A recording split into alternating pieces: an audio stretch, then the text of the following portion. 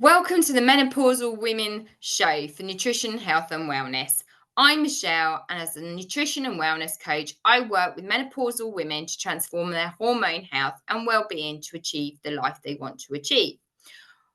On this podcast, I share research findings on hot topics, talk with other holistic healers, and share my own experience to empower women to take steps to a better lifestyle. When we talk about managing menopausal symptoms, we become so focused on what we eat, we forget about fluids. And fluids are just as important. And I'm going to share today with you the reasons why. So a whole focus today will be on fluids. So why is hydration important? In short, most body cells contain fluids, and these fluids are often vital for our survival by supporting numerous bodily processes. For example, carrying nutrients and oxygens around the circulatory system, help the kidneys to remove waste through urine, lubricate joints, and regulate our body temperature. Yet, it's extremely important in menopause, to stay hydrated. And I'm going to tell you why. When hormone levels become imbalanced, which is essentially what happens in menopause, our bodies are unable to regulate their water and electrolyte balance as effectively. So we are at risk of losing important electrolytes like potassium, chloride, and magnesium. And these are essential for proper hydration and play a critical role in the function of the heart muscles and muscles in general and nerves. Their depletion can exacerbate dehydration and impact our daily routines. In addition, hydration is important in menopause due to some of the symptoms that you may be experiencing. So, for example, if you're going through hot flashes, night sweats, these are common symptoms during the menopause and leads to excessive sweating and fluid loss. So, staying hydrated helps replenish the fluids lost through this and maintains the body's water balance. Again, one of the symptoms that you may or may not be experiencing is vaginal dryness. And staying hydrated can help improve overall vaginal health and by maintaining moisture levels. Skin health, and this is applicable to whether or not you're old or young, male or female. Adequate hydration is essential for maintaining healthy skin. So during the menopause, hormonal changes can impact the skin's natural water moisture levels. So it can lead to a bit of a dryness, a bit of dullness in your skin, increased signs of aging. Certainly, I find that. And drinking enough water helps keeps the skin hydrated and can promote a more youthful and vibrant complexion. What more could you ask for? And for joint health, hydration plays a crucial role in maintaining joint health and lubrication. Helps to ensure proper cushioning and lubrication of the joints, reducing the risk of joint pain, stiffness, and discomfort. Other things you may or may not be experiencing is digestive health. I know that staying hydrated supports proper digestion, helps my constipation. And constipation, unfortunately, is one thing that becomes more prevalent during the menopause. So water helps soften stools and promotes regular bowel movements and overall digestive health. And then hydration is great for your general well-being.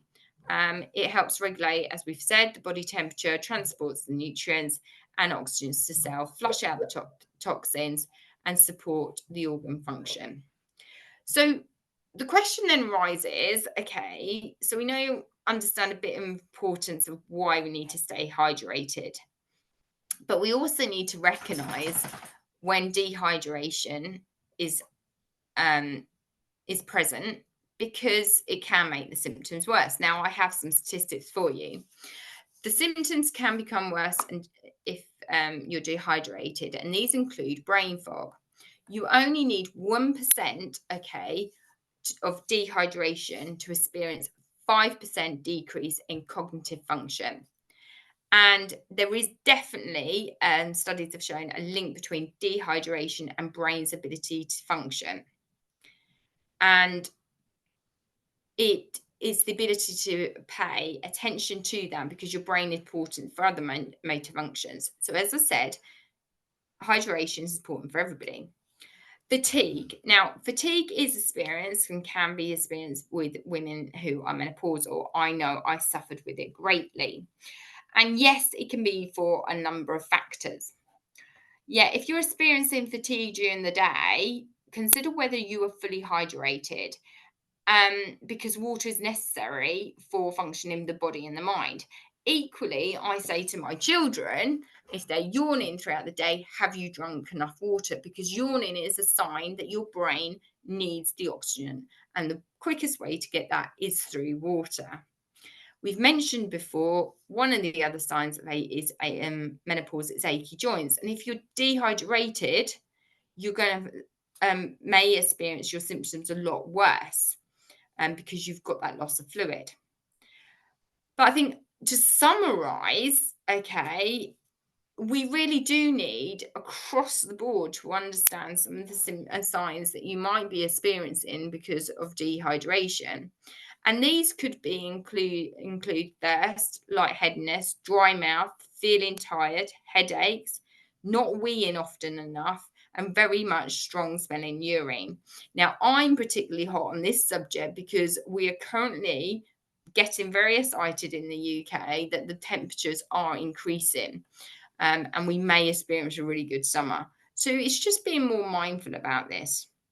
Now, like with anything, we've gone, right, we know why we need hydration. We know that symptoms can be improved, and we know that it has a lot of different functions. So, but what tips can we help, okay, to support you to stay hydrated? And much research recommends the 6 to 8 glasses of water of fluid, which may depend on factors such as hot weather and exercise. Because you sweat more, you'll need more water, okay? It is recommended plain water with or without electrolytes. Now, I personally opt for at least 1 glass of water a day that has electrolytes in it. And there are many different flavors available, okay, just to make that drinking of water a bit more exciting. So, the other top tips that I would say is always carry a drink with you. There's my water bottle. Okay. Whether or not you're sitting at home, okay, or you're out and about, you should always make sure that you have access to a drink. And you can buy reusable water bottles in different sizes, okay, that's handy to you, which you can sip regularly. And it's very important that you're sipping throughout a day and not just glugging down and flooding everything with your 6 to 8 glasses of water in one foul swoop. And it doesn't necessarily have to be the plain water if that's really what's putting you off. Try some sugar-free juice, squash, to liven things up. Also note that your tea, coffee, and milk you have count towards your fluid intakes. But I would say what doesn't really benefit you is perhaps you need to limit how often you have sugary or fizzy drinks, because they can be harmful for your teeth plus your body processing. But equally, alcohol tends to dehydrate your body. So be mindful about drinking alcohol. I'm not an advocate where I would say, yeah, you've reached menopause, stop alcohol, because I haven't. I generally don't drink Monday to Thursday because I'm doing a lot of training and a lot of juggling. But I do like on a weekend to have an occasional sip, and following a Mediterranean diet, red wine has healthy benefits. But the way I do this, and I've done it even in social occasions, um, even when out partying in my younger years, you have your glass of wine, but also have a glass of water with you so you can interchange and take sips. And don't forget, the third and final tip for today about staying hydrated is you can also eat certain foods. So 20 to 30% of fluids are consumed from foods that we eat, such as fruit and vegetables. And so when we talk about that, we're looking at cucumber. I know lettuce, iceberg lettuce, has a lot of water in it, tomatoes, melon. So you can get extra additional fluid through some of the foods you eat. But do keep a sense check, please, on the fruits because some of them are contain high in sugar. So let's just really focus on those fluid fruits. So all of this might be coming across and sounding really easy, but as with everything I share with you, this is knowledge to help you make the right choices and to take the small baby steps. And this could be simply get yourself a water bottle, get a packet of electrolytes, and perhaps eat a melon a day, a slice of melon a day. 3 very, very simple things. Take your pick. And all I would say is, firstly, with the bottle, take regular sips throughout the day and build it up from there. So it has been a quite quick sort of podcast today, and I think it's a very important one because hydration is not just applicable for menopausal women, it has huge benefits to help them. It's also applicable to everybody. So everybody you come into contact with, your friends, your family. And as we're moving through the times, it's extremely important if you are in a hotter country climate or experiencing hotter weather that we are mindful. So what's the overall conclusion for you today? Hydration is vital for human survival. So it has been proven that your body can last 7 days without any food, but can't last a day without any water. It helps to regulate your body temperature. It protects your tissues and your spine and your joints. It excretes all the waste, aids the digestion, helps with absorbing nutrients, improves your brain function, and reduces fatigue. So, overall, hydration reduces some of the symptoms that can be experienced in menopause, but has huge benefits across the board. So, my friends, if you would like to chat with me about your unique menopausal experience and get some advice and maybe explore what it would be like to work with me, then please book a free, no obligation discovery call and come away, hopefully, with a clear plan of how we can start your journey.